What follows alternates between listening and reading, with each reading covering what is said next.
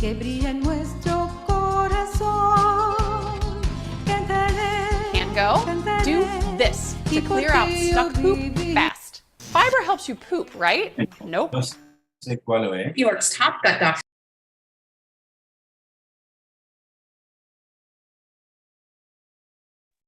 Bueno, voy a silenciar a todos. Vamos a empezar en un segundo. Buenos días, buenas tardes y buenas noches a todos que están con nosotros hoy. Qué placer de verlos. Soy Brian Kirsten, estoy ayudando a Liliana y Marcelo por parte de los encuentros del HAD que tenemos cada semana y semana. Y vamos a empezar con algunos saberes. Voy a partillar mi ecran y así empezamos. Hoy es el encuentro 126, maravilla, ¿no? Y tenemos un encuentro muy hermoso para todos vosotros hoy. Antes de empezar con el encuentro de hoy, vos dejo ver cómo siempre se hace de lo que viene en una semana. El 7 de mayo tenemos un encuentro con el título Edirne con sus delicias. La balabaya va a ser Karen Sharhon y su musafira Ida Ben Romano. Si queréis ver a uno o más de estos encuentros que mencioné antes, más de 100, os encorajo a visitar la página de YouTube de Isefarad, sefarad.com/rtp, donde puedes ver todos los filmes de los programas. Y merci mucho a todos que nos ayudan con cada semana o de vez en cuando con los donos para los encuentros. Hoy tenemos un encuentro especial con el Dr. Devin Nar como Balabai y su musafir, el Jajam Rav Rifat Sonsino. Nos van a hablar sobre el judaísmo sefaradí y el judaísmo americano. Devin, ¿cómo estás? Qué placer verte. Todo bueno, merci mucho. Buenos días a todos y merci a Brian por ayudar con este encuentro y muchas gracias, como siempre, a Liliana y Marcelo como balabais de todos los encuentros de Al-Had. Me da mucho placer de estar aquí y dar bienvenido al Rav Rifat Sonsino. Bienvenido a Rifat, que es el musafir de hoy de este encuentro de Al-Had, y es un placer de saludar a Rav Sonsino, que no es solo jajam, ama también doctorante de teología y escribano, y es un placer de estar aquí contigo. Bienvenido, Rifat. Mucho gusto, con mucho gusto. Bueno, vamos a empezar hablando un poco de tu vida y tus perspectivas como rabino y como judío sefaradí, morando y guiando una comunidad ashkenazí en los Estados Unidos. Ya había muchos años que estaba en este puesto. Quiero empezar un poco más para que la gente aquí te conozca un poco sobre tu chiquez y tu familia, y después un poco sobre el camino profesional, como devenites rabino, y tus perspectivas sobre las diferencias entre el judaísmo sefaradí y las versiones del judaísmo aquí en los Estados Unidos, donde nos topamos, tú y yo, y Brian, todos nosotros ahora. Bueno, al empezar quiero decir que me di las memorias de Jajam Sonsino que él publicó tras unos cuantos años en un libro de Rifat Bali en Turquía que se llama This is the New Homeland, The Stories of Turkish Jewish Immigrants. Se publicó en inglés y la verdad es que las memorias que escribió Rifat inspiraron unas cuantas de mis demandas. Ahora, para empezar, Rifat naciste en Ankara, en Turquía, si no me hierro, engrandecidas después en Estambul, en Kuzguncuk, de la parte asiática de la ciudad, y tu padre era ingeniero y la madre estaba en casa, y nos puedes empezar contándonos un poco de la familia y de tu chiquez. Sí, como dijiste, buen día, bonjour para todos. Nací en Ankara. Mi papá era un ingeniero en Ankara. Vivimos en Ankara un año o dos. Y de Ankara nos venimos a Estambul y vivíamos en una ciudad, una parte de la ciudad de Estambul que se llama Kuzkuncuk. Era un pequeño pueblito. Teníamos dos sinagogas en Kuzkuncuk, la sinagoga de arriba y la sinagoga de abajo. Nosotros íbamos a la sinagoga de abajo. Vivíamos enfrente de la sinagoga y el Jajam en aquella época era una persona de nombre Abud, me acuerdo, tenía una voz muy, muy linda. Vivimos en Kuzkuncuk como unos 3, 4 años. Por primer año, la clase, mis padres me mandaron a una escuela griega. No sé por qué me mandaron a una escuela griega. Venía de la escuela cantando todas las canciones, todas las plegarias, todas las tefilot en griego, que las sabía de memoria. No sé por qué. ¿Empezaste o sabías de antes el griego? No solamente. Después, como adulto, estudié el griego, pero iba a la escuela. Ajá. Por el segundo año, mis padres decidieron mandarme a una escuela turca y finalmente, por el tercer grado, decidieron mandarme a una escuela judía en la ciudad, en Galatá. Y se llamaba Musevil Lisesi. Era una escuela que tenía todos los grados y estudié en Musevil Lisesi hasta que terminé mis estudios en Musevil Lisesi. Lo que pasa es que en aquella época, en Turquía, nosotros hablamos el ladino en casa, hablábamos el turco en la calle, mas la lengua cultural de la comunidad era en francés. Porque muchos de mis amigos iban al Saint-Benoît, a las escuelas francesas, y también cuando los líderes de la comunidad se reunían, las discusiones eran siempre en francés. Así que me crecí con 3 idiomas y comenzamos a estudiar el inglés en la clase 9. Entonces, sobre las lenguas, en la familia estabas hablando con los padres en ladino. En ¿sí? casa se hablaba siempre el ladino. Y tienes un hermano más chiquitico, con él, ¿en cuál lengua hablabas? Hablamos en turco, porque él turco. No sabía mucho ladino. Y los parientes hablaban a tu hermano en ladino y él responde en turco. En turco, exactamente. Le hablan en turco. Le hablaban en ladino y él respondía en turco. Ajá. ¿Y los padres hablaban turco? Mis padres hablaban turco con un acento. ¿Quiere decir un acento que les marca como judíos o cuál? ¿Sí? Que marca como judíos. Ajá. Y me acuerdo, tuve una experiencia cuando era chico. Mi mamá y yo estábamos en un barco. Estábamos hablando en ladino. Un hombre se nos acercó y me dice: judío habla en turco, aquí estás en Turquía.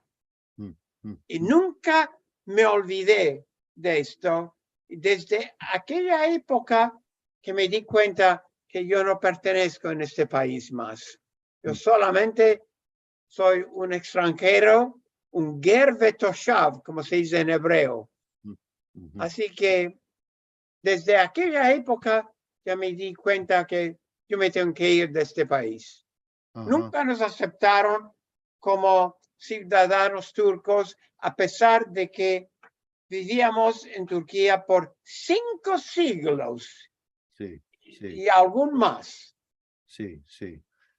¿Cuántos años tenías cuando esto afectó, cuando el varón? Esto me imagino que debe tener 6 años, 7 años. Ah, Era eras muy chico, muy chiquitito, pero muy chiquitito, me dejó una impresión muy, muy fuerte. muy fuerte, sí, sí, sí. Antes de hablar de tu camino fuera de Turquía, quiero demandar una cosa más sobre la chiquez. Es que parece que estabas asistiendo la Keilah muy frecuentemente con tu papá y nos puedes contar un poco cómo fue la cultura de la Keilah. ¿Fue una Keilah sefaradía tradicional como Sí. con la teva al centro y la liturgia según los usos de los turquinos o cómo era? En Cuscuyuc íbamos a la Keilah de abajo, una comunidad sefaradita totalmente. Cuando fuimos a vivir en Galatá, también fui a la sinagoga cerca de casa y yo era el Hazan Kavua de mi sinagoga. Así que yo hacía todos los servicios y varias veces nos mandaban a Neve Shalom, que era la sinagoga principal de Estambul, para cantar el Shir HaShirim. Me acuerdo como chico, iba a la sinagoga y cantábamos Shir HaShirim Asher Vishlomo, y también cantábamos todas las canciones en casa. Me acuerdo cuando se hacía un seder en casa, era un seder totalmente en ladino. Las canciones eran en ladino. Ya, Señor del mundo, de siempre y siempre. Estas cosas son de mi chiquez. Wow, wow. Y fue totalmente el ambiente y toda la cultura era en ladino y bueno, En en ladino. la cultura Había una escuela en la sinagoga que se llamaba Mahazikea Torah. El maestro era Nisim Behar, que se fue a Israel después y se hizo rabino. Y también uno de mis amigos de chiquez era el Jajam Bashi, era el rabino principal. Hoy es el Jajam Bashi, éramos camaradas de clase en Estambul. Isaac ¿Cómo se llama? Haleva. Isaac Haleva, Isaac Haleva y yo éramos amigos y juntos nos mandaban a la sinagoga principal para cantar Shir HaShirim a los demás. Y yo me acuerdo como chico en high school que yo daba conferencias en ladino. Wow. También teníamos una sinagoga de los italianos y a veces íbamos a la sinagoga de los italianos y yo daba una derashá en ladino. Todavía tengo el texto de la derashá que di cuando era 15 años, 16 años, algo así. Ah, maravilla, de maravillas. Quería meldar este texto. Muy interesante. Ama, ¿estudiaste el ladino en la escuela o solo, cómo empezaste, cómo escribir el ladino o solo fue una No, función porque de estar en la sinagoga se hablaba en ladino. Ajá. La derashá era en ladino. En casa se hablaba en ladino. Sí. Cuando salíamos a la calle, hablamos el turco, seguramente. ¿Y cómo se llamaba la lengua? El nombre de la lengua cuando era... Judaísmo. Judaísmo se llamaba. Judaísmo. Quiere decir la lengua judía. De los judíos. De Sí. los judíos, sí, sí. Y ladino, el nombre ladino, ¿dónde empezaste eso? ¿De dónde vino esta? Después, cuando ya salí de Turquía y aprendí que se llamaba ladino. Ma en casa era judaísmo. Era judaísmo. Ajá. Ahora, parece que, bueno, estabas muy una parte, la Keilah era una parte muy Muy importante. importante También de la en vida. la Mahazikea Torah también me hice Shochet. Wow. Shochet. También pasé un examen con el Rav Rashi y tuve que degollar 30 pollos, Wow. gallinas, Gallinas. gainas en ladino. Sí, sí. Pasé el examen, pero nunca lo practiqué como profesión. Wow. Sí, wow. Muy, muy interesante hacer esto. Sí. No Wow. Moel, solamente Shochet, no Ok, Moel. ok, muy bien. Y bueno, ¿cómo decidiste de devenir rabino? Y bueno, no fue el primo camino que escogiste Sí, profesional. ¿Cómo nos puedes contar un poco de sí. esto? Cuando terminé de estudiar en el Musevili en el liceo, tenía que decidir en una profesión y matemática no era para mí. Así que decidí estudiar ley. Me iba a ser abogado. Y cuando estaba en la universidad, más y más, todavía interesado en cuestiones de religión, había leído todos los libros de Plato, por ejemplo, todos los diálogos de Plato. Me interesaba más y más y tenía conflictos como con mis profesores en la Mahazikea Torah. Yo era muy liberal y hacía muchas preguntas que no les convenía. Entonces, más y más estaba interesado. Cuando descubrí que había un movimiento reformista en el mundo, me pareció que es para mí, para esto. ¿Y Entonces, cómo describiste que había un movimiento reformista? Porque teníamos un vecino de nombre Yitzhak Yerushalmi, que había hecho sus estudios en Cincinnati, pero era mi vecino. Entonces, Yerushalmi y yo estudiábamos Biblia, y más me interesaba en la perspectiva liberal del reformismo. Ma cuando le dije a mis profesores en la Mahazikea Torah que estaba interesado en la reforma, me dijeron, tú no puedes ser Hazan Kavua más. Me quitaron del púlpito porque yo era un herético, porque estaba interesado en la reforma. Y explicaron más por qué es como herético el movimiento reformista, o cuál era, cuál lo dijeron. ¿Es que es no sefaradí o que es liberal? O no es cuestión de sefaradí, porque era muy liberal y muy radical. Entonces, a mis profesores no les gustaban que fuera tan radical y tan liberal. Y cuando yo le dije que estaba interesado en la reforma, entonces me dijeron, tú tienes que elegir o ortodoxa o reformista. Si sos reformista, no puedes hacer tefilot en la sinagoga más. Y yo estaba más interesado en la reforma. Y dije, está bien, no hago más tefilot. ¿Y no te ajarbó un poco esta decisión de los líderes de la Keilah? ¿O? Mira, fue muy difícil para ellos y para mí también, ¿no? Porque yo era muy popular como Hazan Kavua en la sinagoga. Hacía todos los servicios, me daba la Torah, todo. Ma cuando les dije que iba a ser reformista, se terminó el asunto. ¿Y cuáles fueron las cualidades o las características del movimiento reformista que te atractaron ¿Cuál era? Un movimiento racional,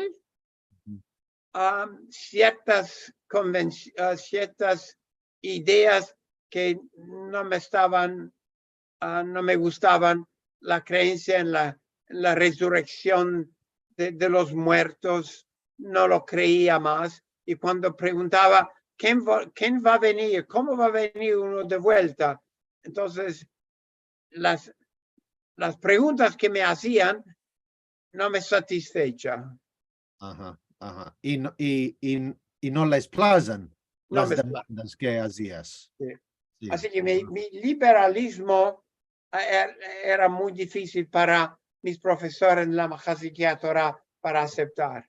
Ajá. ¿Y dónde vino el liberalismo tuyo? ¿Vino de la familia o vino de el vecindad? Cuando fui a la universidad y estudié ley, ahí también me gustaba el estudio de las leyes. Era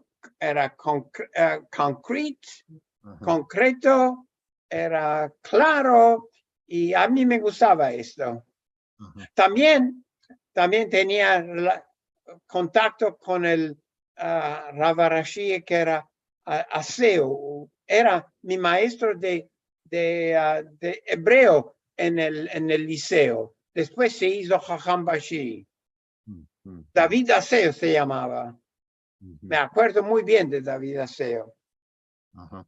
Y bueno, tenías muchas influencias de los Jajamim. Sí, mucho. A la fin, no te achetaron. No, sí.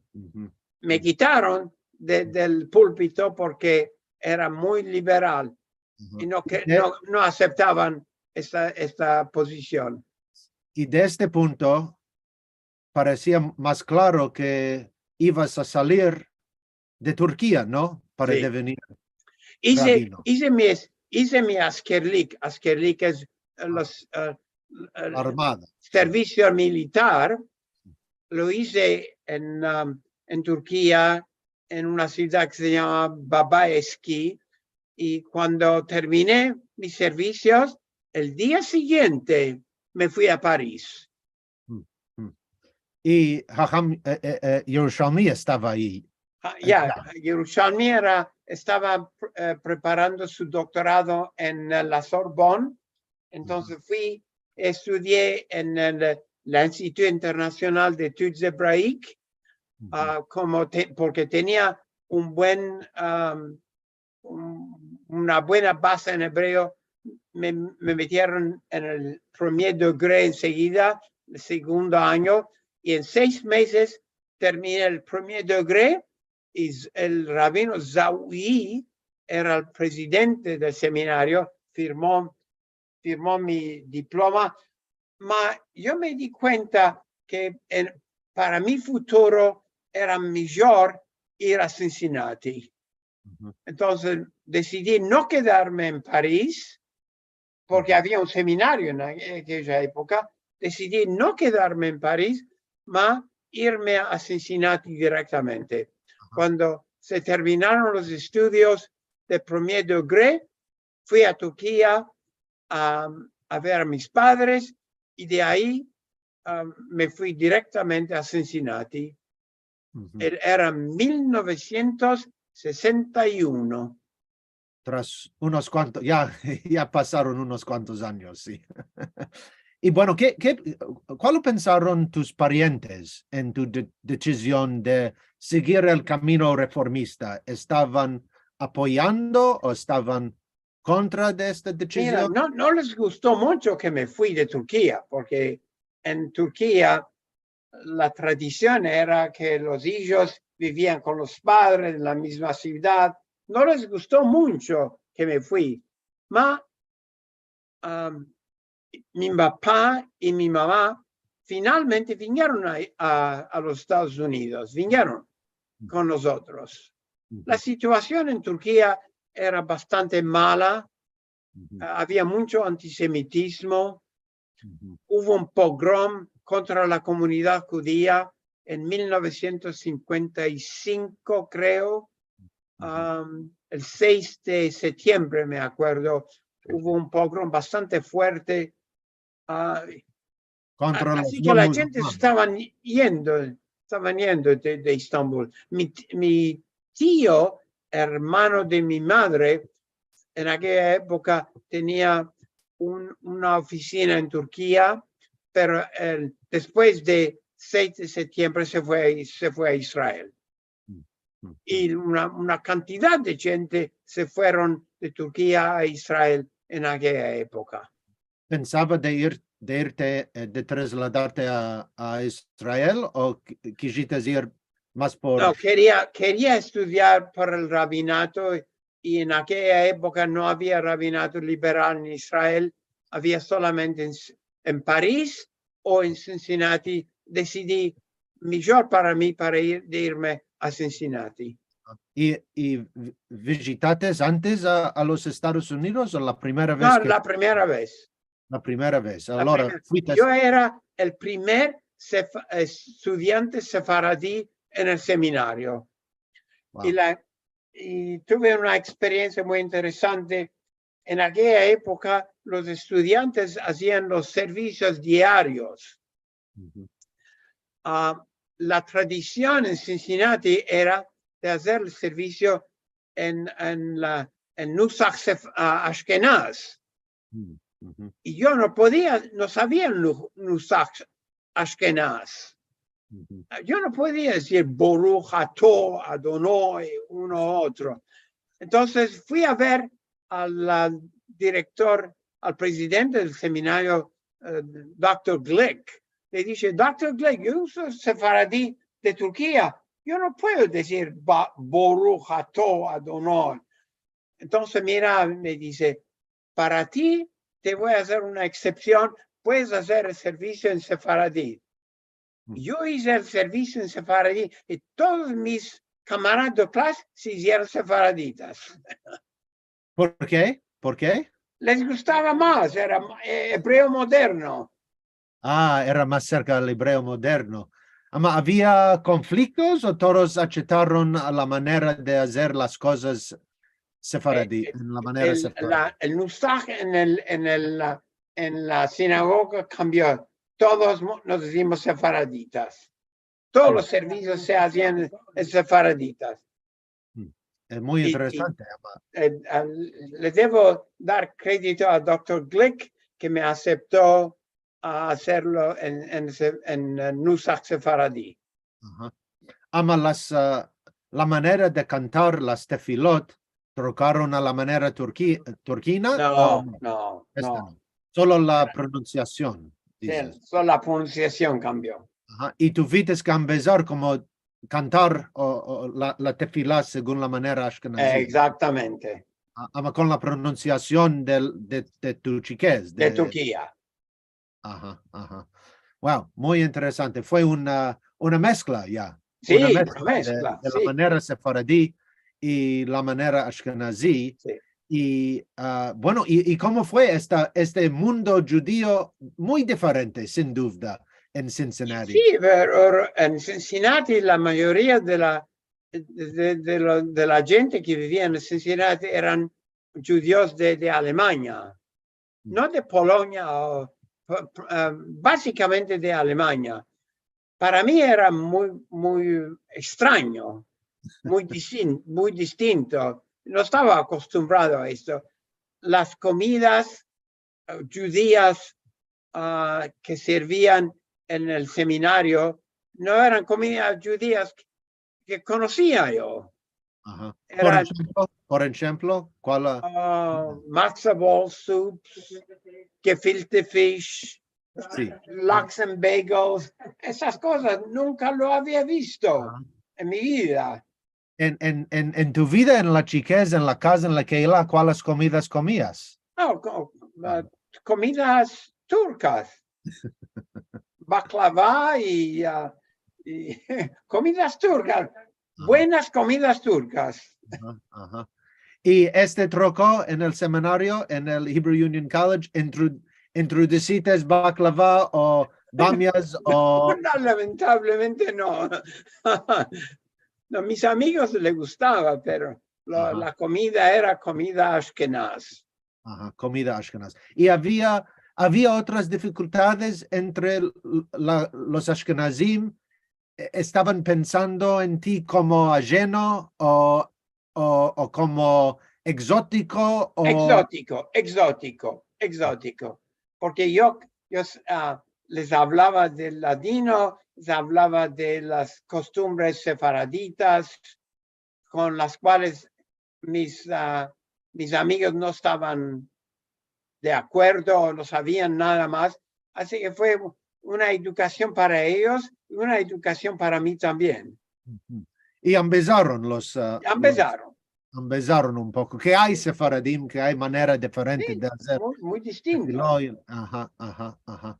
Y cuando escapaste con Hebrew Union College, fuiste al empecillo, si no me hierro, a Argentina. Sí, porque yo me esperaba que me iban a mandar a un país donde se hablaba en inglés.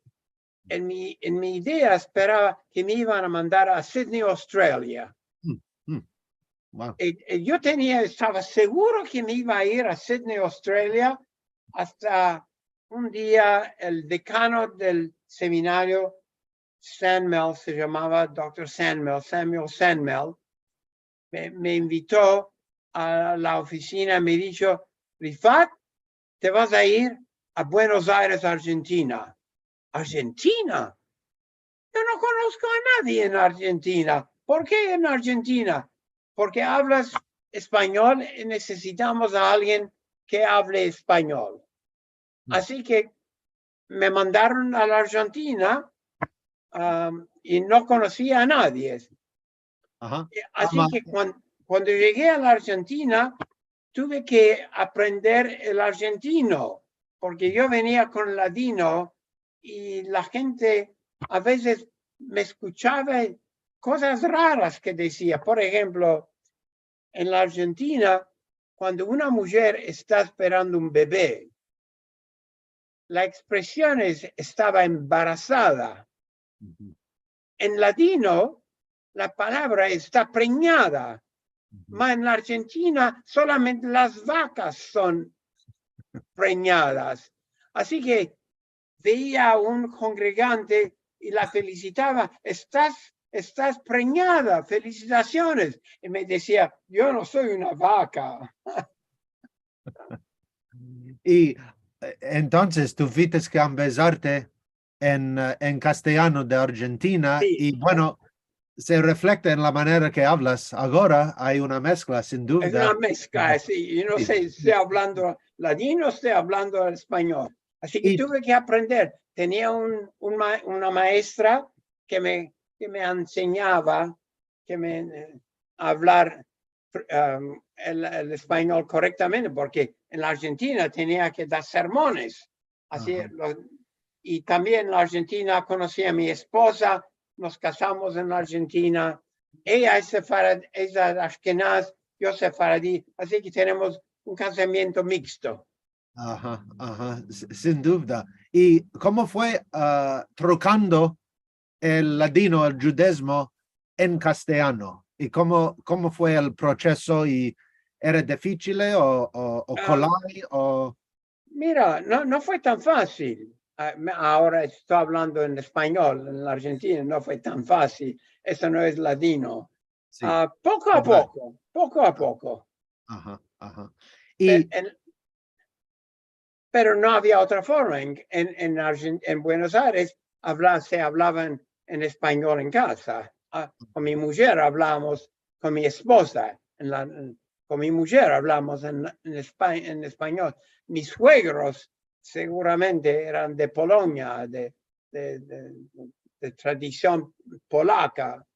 Así que se hablaba en español con las costumbres eran costumbres ashkenaz. Muy pocos sefaraditas en la Argentina en aquella época. Había una comunidad sefaradita, pero mi congregación era una congregación ashkenaz. Es muy interesante porque, como ya sabes, bueno, los encuentros del Had están organizados desde Buenos Aires, de Argentina. Ahora mismo es muy interesante que también, bueno, que era la emoción de trocar el ladino en castellano. Hay un poco de tristeza, porque fue como tuviste que escoger o trocar una característica muy importante de tu vida, de tu identidad, el ladino, y quitar o trocar el ladino y introducir el castellano. ¿Fue un proceso de cada día o fue una ruptura? Me tuve que adaptar, no tenía otro remedio. No tenía otro remedio. En la Argentina tenía que aprender el español de la Argentina para poder comunicarme con mis congregantes y los demás, porque era el idioma del país, no tenía otro remedio. Así me tuve que adaptar. Yo soy bueno para adaptarme. En cualquier país donde viví, me tuve que adaptarme. También en París, en Cincinnati, en la Argentina. Sí, y también antes, en las escuelas, estabas también en la Argentina. En la escuela griega, turca, judía, sí. En la Argentina también, las reuniones también se hacían en yiddish. Yo no hablo yiddish. Así que ahí también me tuve que aprender expresiones en yiddish. Muchas expresiones en yiddish. Me tuve que adaptar. La comunidad de la Argentina es básicamente ashkenaz, polaca, rusa. Hay unos turcos también, pero no muchos. Pero en la Argentina el idioma judío en la Argentina era el yiddish. Las reuniones se hacían en yiddish en aquella época. Y bueno, después de Argentina, te instalaste en los Estados Unidos. Me di cuenta que para mi futuro era mejor para mí volver a los Estados Unidos, retornar a los Estados Unidos. Decidí hacer el doctorado en la Universidad de Pennsylvania. Mi hermano vivía en Filadelfia. Escribí a la universidad y con gran sorpresa me dieron una beca completa en la universidad, porque yo no tenía paras. Así que fui estudié en la universidad, estudié Biblia e idiomas cuneiforme. Estudié el acadiano, sumeriano, el árabe, todo lo demás. Y cuando terminé, el problema que teníamos era para retornar a los Estados Unidos, tenía que venir con una visa, no de estudiante, pero una visa de residente. Así que escribí a todos los rabinos de Filadelfia para ver si me podían dar un laboro. Un rabino se llamaba Gordon, Ted Gordon, Alav Shalom, me escribió una carta, una letra, me dice, ¿podés venir a ser un maestro en mi escuela? Te pagamos $1,000 por año. Con esto lo acepté. $1,000 por año. Vine con $1,000 por año. Gracias a Dios. Pero vine como residente y no como estudiante. Wow. Y entonces tenías la oportunidad de empezar y de estudiar, hacer el doctorado y todo esto. Y parece que la influencia de Jajam Yerushalmi es muy fuerte en tu vida, ¿no? Porque es seguramente. Seguramente como el camino que él pasó. Sí. ¿Nos puedes decir dos palabras sobre la influencia de Jajam Yerushalmi en tu vida como amigo? No solamente era mi vecino en Cuscunjuc, pero fue mi maestro en París y fue mi maestro por muchos años. Así que el hecho también que estudié Biblia también fue la influencia de él también. Muy, muy fuerte. Después, cuando terminé mi doctorado, busqué laboro y encontré labor en Chicago, en North Shore Congregation Israel, una congregación muy grande en Glencoe, Illinois, y me pasé 5 años ahí y después decidí, era tiempo que tenga mi propia congregación. La congregación en Needham necesitaban un rabino. Vine, me aceptaron. En 1980 vinimos a Boston, a Needham, y me quedé en Needham por 23 años, 25 años. Y durante ese tiempo escribí varios libros, enseñé en Boston College, fui profesor en Northwestern University, and Framingham State University, la Universidad de Framingham. Y también tengo un blog, escribo un blog que ahora tiene más de 800,000 lectores por el mundo entero. Mashallah, bravo, wow. Se llama Soncinos Blog, Soncinos Blog. 800,000.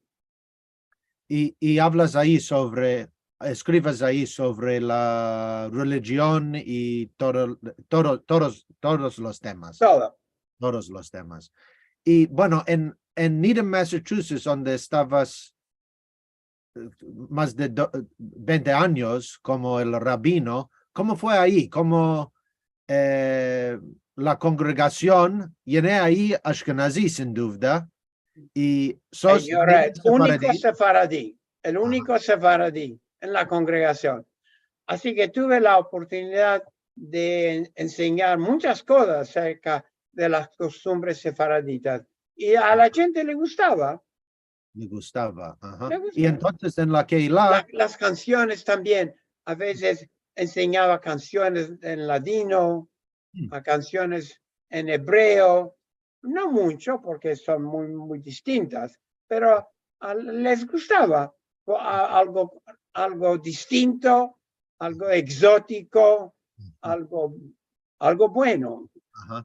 Y adaptates del ladino a castellano, adaptates del Nusach sefaradí a Nusach ashkenazi, Nusach reformista, o también te parece un poco ajeno para ti? No, yo estoy muy contento con mi posición reformista, liberal. Ajá. ¿Puedes decir un poco por qué no hay o no había en la época donde estabas pensando en el camino rabínico, y de ainda ahora no hay muchas oportunidades de mezclar o de casarse el sefaradismo y el judaísmo liberal o judaísmo progresivo? Eso es una sorpresa, me parece. La mayoría de los judíos sefaraditas son o ortodoxos o no practicantes del todo. No conocen mucho sobre el liberalismo de la reforma. Para esto hay que venir a Europa o seguramente en los Estados Unidos. Pero la experiencia de los sefaraditas en Israel es muy distinta. La mayoría son ortodoxos o son no practicantes del todo, lamentablemente.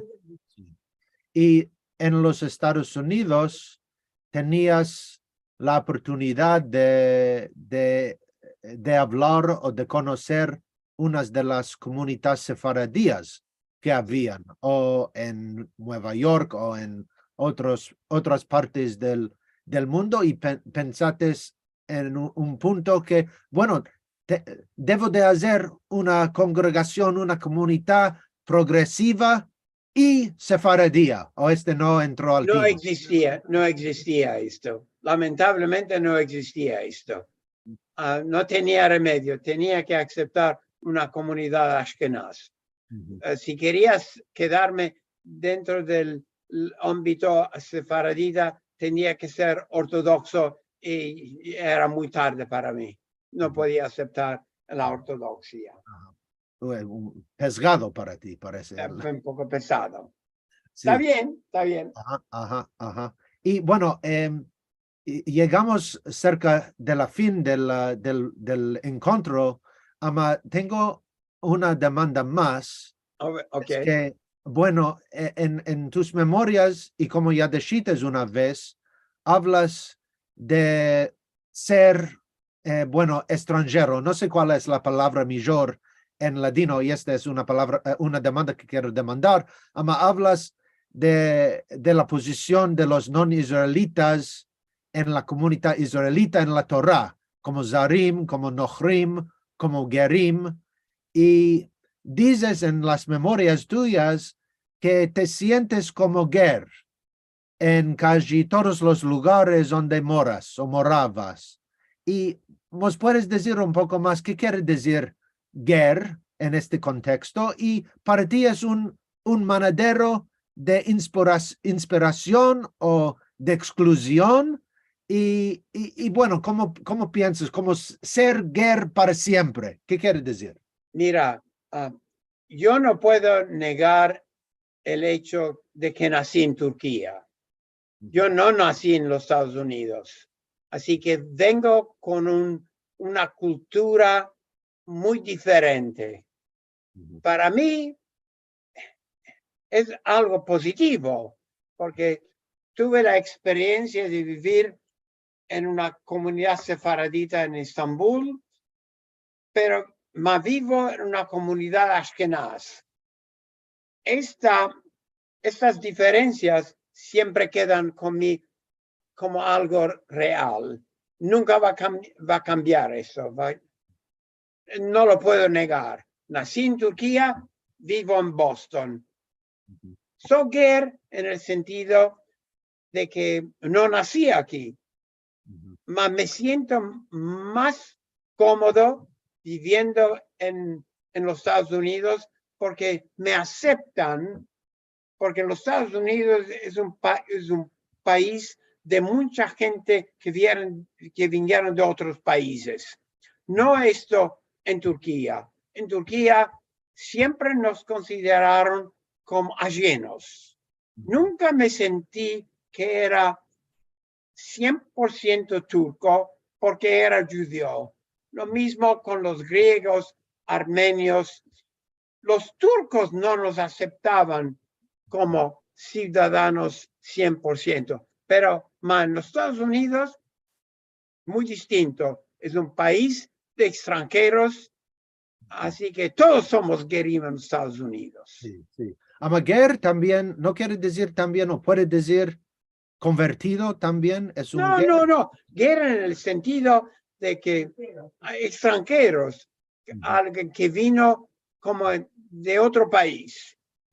No en el sentido de convertidos, no. Es un país donde uno vive con otra cultura, pero en los Estados Unidos eso es posible porque todos somos extranjeros aquí.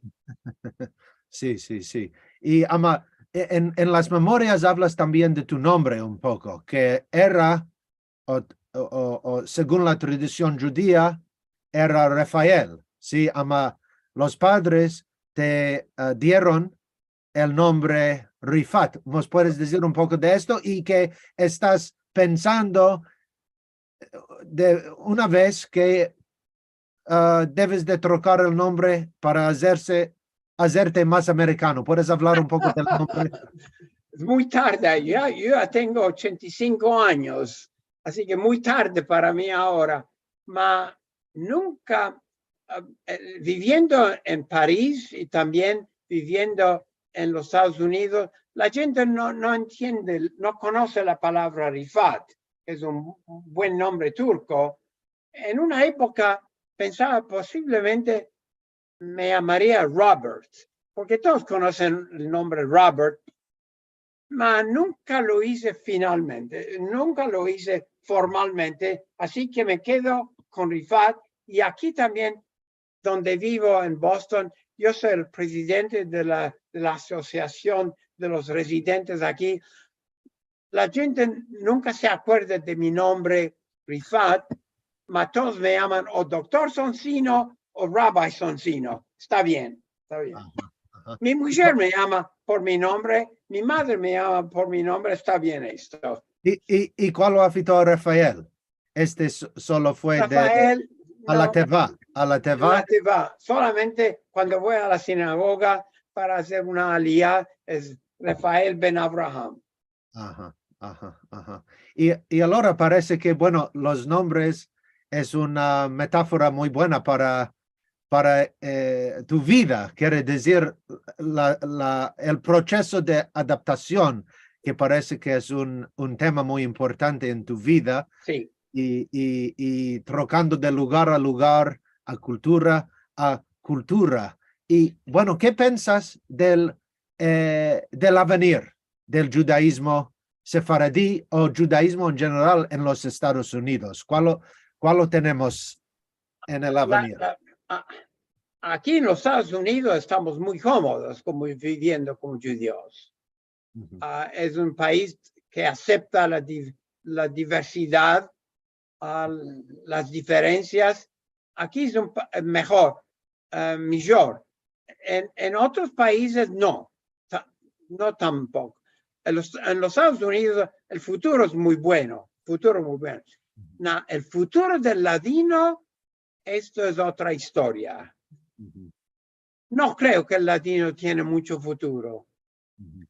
El latino, en una época, yo hablo latino, mis hijos no lo hablan, mi hermano no lo habla.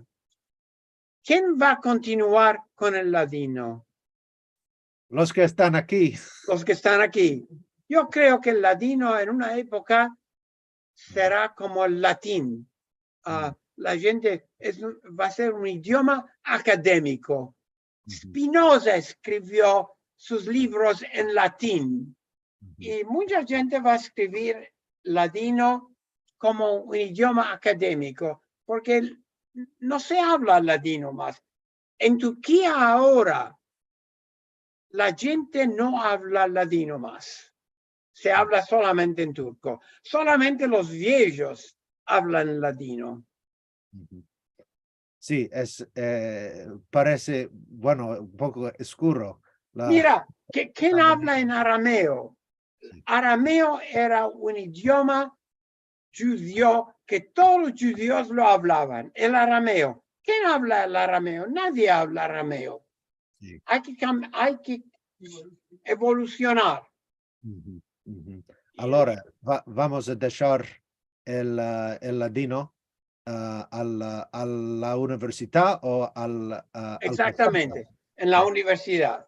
Bueno, vamos a ver, unos de nosotros estamos ladrando mucho para que no hagan cine. Vamos a ver. Me alegro que están manteniendo el latino. Me alegro. Estamos percurando unos de nosotros y inshallah que rehusemos un poco. Vamos a ver. Seguramente. Ahora, muchas gracias a Jajam Sonsino, a Rabino Sonsino, por venir con nosotros y ser musafir y hablar sobre su vida y sus perspectivas.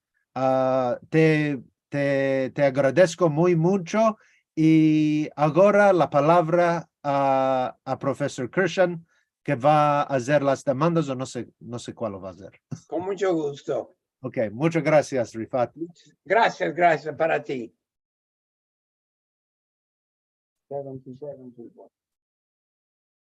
Ahora, no sé qué va a pasar ahora. Brian, ¿estás aquí? He's muted. Está... salió, ok. ¿Salió? ¿Dónde se fue? No sé, esperamos que Brian, ¿estás aquí? ¿Viene? Pues creo que se fue. ¿Qué? ¿Yo? Sí, la palabra es tuya. Merci muy mucho a vosotros dos por este hermoso encuentro. Sí, ande vosotros en New York, ande moro yo, está haciendo mucha lluvia, encima el wifi está muy bueno, Mati está con nosotros y quiero agradecer muy mucho al Devin y también a Rizal a regalarnos este hermoso encuentro. Tenemos muchas demandas, también saludes de Londres, de México, de Ashdod, de Estambul, de la ciudad de New York, de Portugal, de Río de Janeiro. Estoy mandando algunas ciudades y otros países. Muy hermoso. También una demanda que hemos visto. Rifat, ¿en qué comunidad o en qué ciudad morabas en Argentina? En Buenos Aires. En Buenos Aires. ¿Y había una comunidad en particular? Era la comunidad mía, se llamaba Templo Emanuel. Era la única sinagoga reformista liberal en mi época. Muy bien. Creo que, si no me hierro, había un comentario de Gloria. Devin, ¿puedes ver toda la lista de los comentarios en el chat? Sí. Porque ahora no los veo. Creo que había uno de Gloria Asher que está, qué hermoso, creo que está con Rachelika en su Shalom, Shalom, Rachelika y Gloria. ¿Puede mandar su comentario o puedes ayudar con esta parte? Porque ahora solamente veo algunos comentarios. Puede ser esta aquí. Gloria dice, qué riqueza y qué mezcla de influencias, de lenguas, de maneras de entender el judaísmo, todo en la experiencia de Jajam Rifat.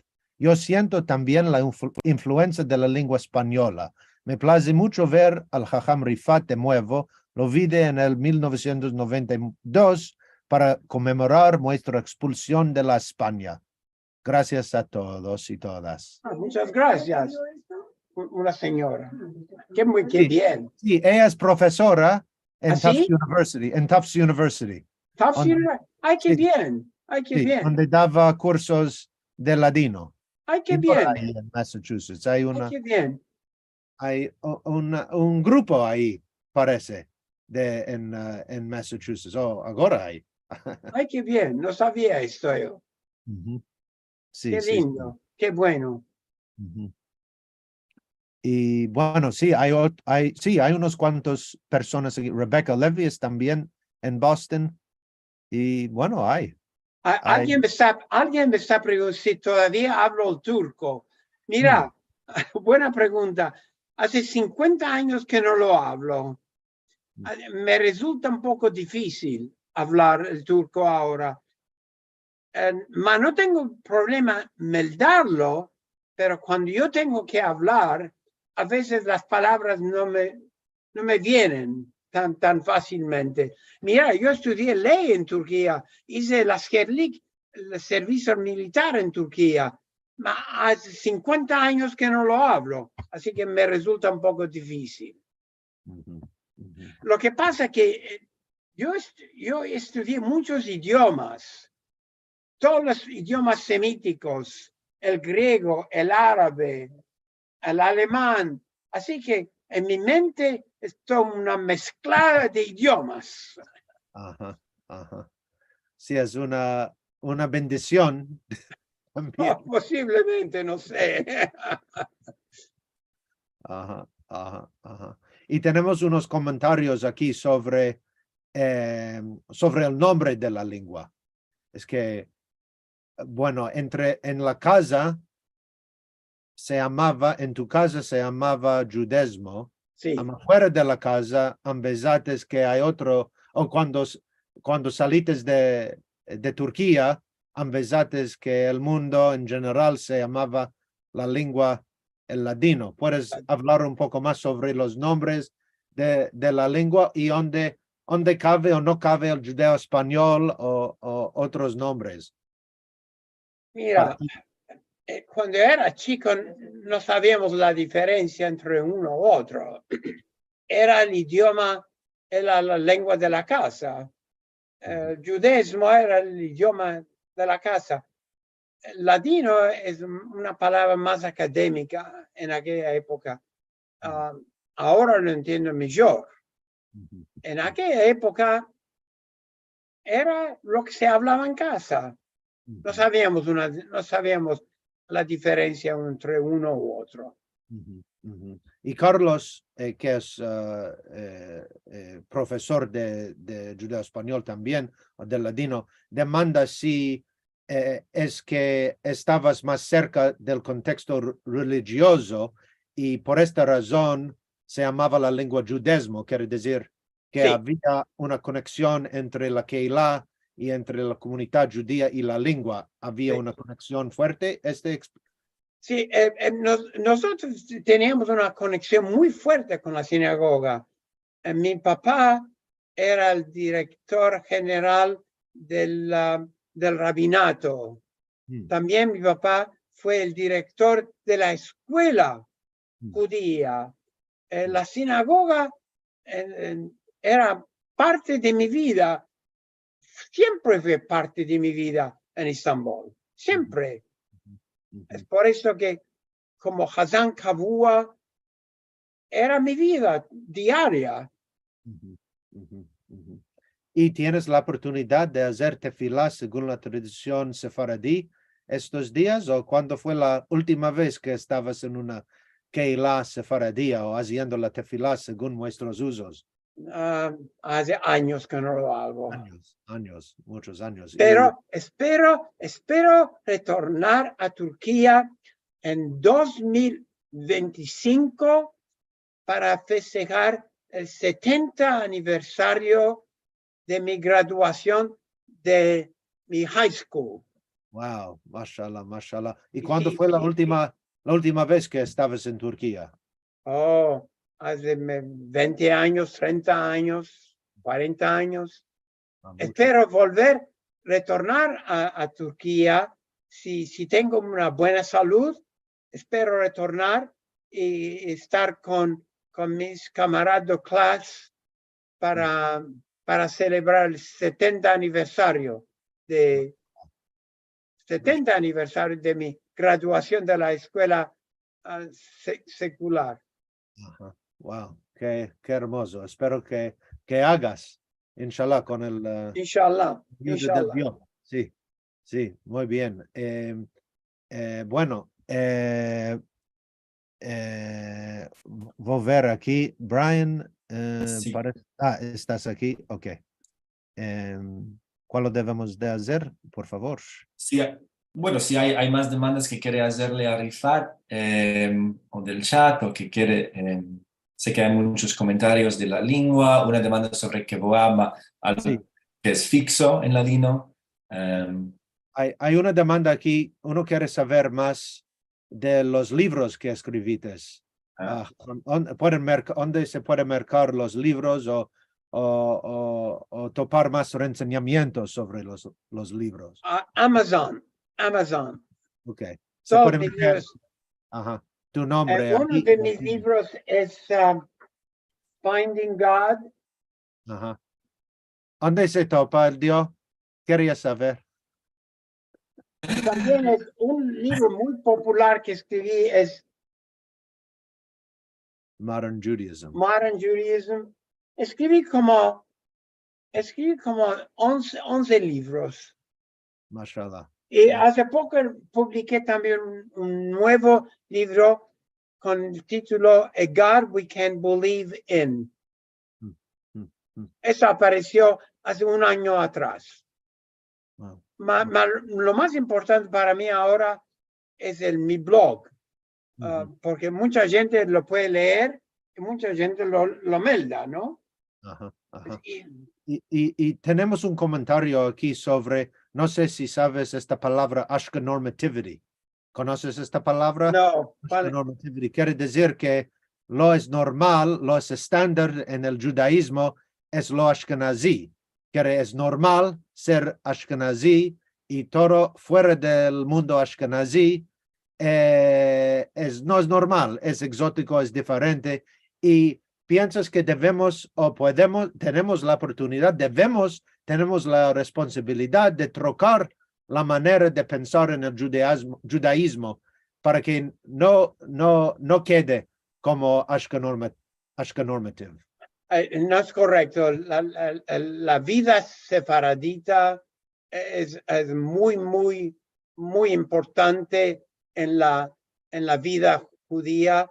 Ashkenazim y Sefaradim, cada uno tiene su propia nusach, práctica. En Israel, los Sefaradim tienen una influencia muy fuerte. Los cantantes Eyal Golan y Project Rabino, hay mucha música sefaradita que es muy, muy popular en ese tiempo. Muchos cantantes en Israel. Yo no estoy de acuerdo. Los sefaradim tienen una cultura muy importante que hay que mantenerlo. Sí, sin duda. Yo sé, según mi punto de vista en la academia, en los estudios judíos, bueno, hay un poco de labor que tenemos que hacer más para que el sefaradismo y todo no ashkenazí entre al currículum y que sea una parte más fuerte. No se topan entre los temeles del judaísmo ahora en los Estados Unidos, y debes de refraguar el judaísmo americano un poco más para que tope Estoy el de judaísmo. acuerdo. Sí. Estoy de acuerdo. Okay. Eso es lo que tenemos que hacer nosotros, los académicos. Sí. Hablar más y más. Ajá. Y bueno, otra demanda, y puede ser que será la última demanda. ¿Puedes hablar un poco más sobre las diferencias entre la pronunciación ashkenazía y sefaradía, y qué piensas en la pronunciación ashkenazía? La pronunciación ashkenazí es otra pronunciación hebrea, ¿no? Hay dos distintas formas de hablar el hebreo. Para mí, la pronunciación ashkenazí es extranjero, no es lo que estoy acostumbrado yo. Y en Israel ahora aceptaron la escritura ashkenaz, más la pronunciación del hebreo es sefaradí. Esto va a quedar para siempre. Esto no va a cambiar. No va a cambiar. Me resulta muy difícil cuando muchos rabinos en los Estados Unidos hablan en hebreo, pronuncian mal. Por ejemplo, no es kol nidre, es kal nidre. Es arameo, pero todos dicen kol nidre. Está equivocado, no es correcto. Sí. Kal dichfin veyete veyechul. Hay otros, es no shomaim, es shamaim. Así que ciertas cosas, cuando lo escucho, pronunciación ashkenazí, me da dolor de cabeza. Parece como hierros, que no entiendo. Hierro, sí, está equivocado, está mal. Sí. Bueno, o Boreperia Geffen, Agafen. Agafen, eso está bien. Agafen, no tengo te, problema con eso. Pero, no te fesugue, ok. Pero otras palabras pronunciadas mal en hebreo, esto molesta a mí. Ajá. Bueno, debes de adaptar. No en esto. Ok. No en esto. Vas a luchar para esto. Para eso sí. Bravo. Muy bien. Muchas gracias, Hamson, por todo. Y Brian, ¿cómo vamos a escapar aquí? Sí, ¿me sentís bueno o no? Sí. Muy bien. Merci mucho de nuevo al Balavai y al Musafir de hoy, a todos vosotros por estar con nosotros, por participar algunos saberes, como cada semana y nos vamos a ver para una semana Vamos Shalom, a shalom. dar la Shalom, bienvenida a... sí. Shalom, shalom, sí. A Karen Sharjón y a su musafira Ida Ben Romano para hablar sobre Edirne con sus delicias. Vamos a ver cuál nos van a contar. Si queréis ver ese encuentro, las pasadas, vos encorajo a visitar esta página de youtube.com Raya et Sefarad. A Filú, si queréis amesarvos más sobre el encuentro del Ahad pasado, donde Liliana habló con Graciela Tebá sobre el judeo español y la vida sefaradí en Buenos Aires y más de 100 programas más. Si queréis ayudar con los encuentros, vos puedes visitar la página sefarad.com Raya Encuentros y donar algo de para ayudar con el programa. Entre mientras, semana buena que tengas y al vernos muy presto. Merci mucho. Merci mucho, muchas gracias. No te ama todo el tiempo, ni la guerra ni la dolor. Tú sos la candela sola que brilla en nuestro corazón. Cantaré, cantaré, y por ti yo viviré. Semanada buena. Semanada buena, Y Shalom. por ti yo Que los malajines nos viviré. acompañen. Gracias, Dominico. Gracias a todos. Amigos de Manada buena. Toda Rabá, Shalom.